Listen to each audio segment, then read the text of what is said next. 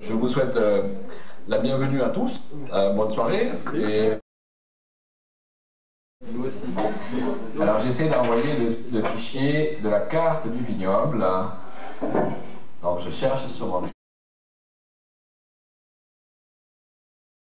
rosés très pâles, d'autres des rosés un petit peu plus colorés.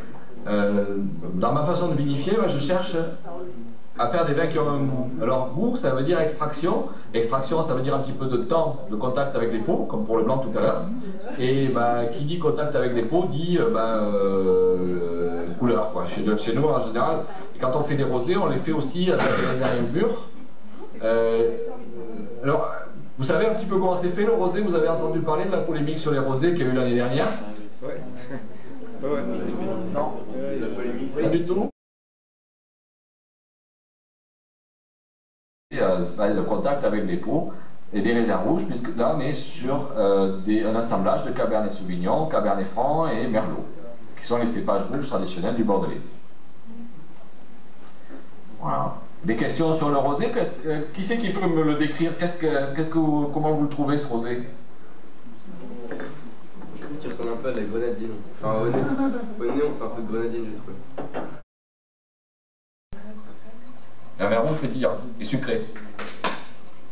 Mais à Bordeaux, nos rouges sont en général ni sucrés, ils sont secs et ils ne sont pas pétillants non plus. La caractéristique du rosé,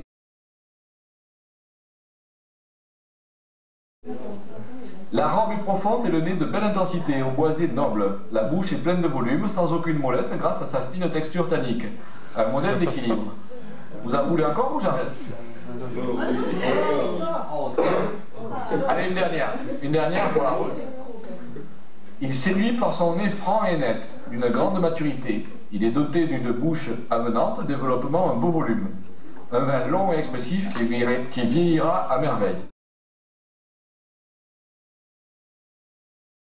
Également être encore en cohérence avec tout ce que vous aviez vu avant. Et là, harmonie, ça veut dire aussi une certaine orientation, c'est-à-dire plutôt dans le sens montant, plutôt que de démarrer très fort, avoir un nez, des arômes très puissants, et puis après, sécrète des enzymes, c'est une enzyme qui s'appelle la lacase, et qui alors a des conséquences catastrophiques en vinification, donc il faut des raisins sains. Mais il faut les récolter aussi à grande maturité, parce que c'est à la maturité que vont se développer les tanins et les anthocyanes. Alors, est-ce qu'il y en a parmi vous qui savent ce que sont les tanins et les anthocyanes? Les tanins, oui, mais la suite, non. Alors, tanins et les anthocyanes, c'est des